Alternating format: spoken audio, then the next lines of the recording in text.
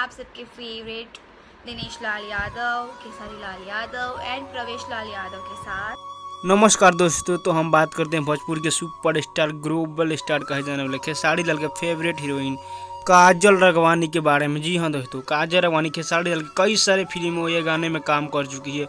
ऐसा लग रहा है कि काजल राघवानी फिर से खेसारी लाल के साथ गाना या फिल्म निकालने वाली है।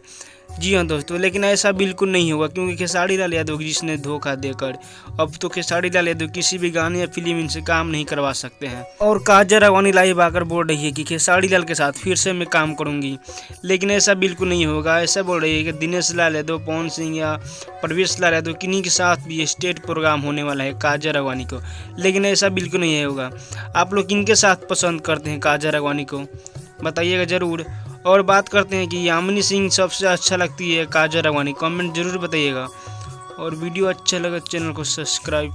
तो दोस्तों एक बात जरूर बताइएगा, खेसारी लाल के साथ किसके साथ पसंद करते हैं, काजल राघवानी, या यामिनी सिंह, या अमरपाली दुबे, कमेंट जरूर बताइएगा।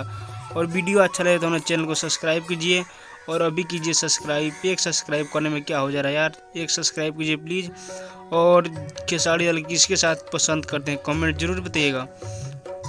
और वीडियो अच्छा लगे चैनल को सब्सक्राइब। तब तक के लिए धन्यवाद। Love you all friend.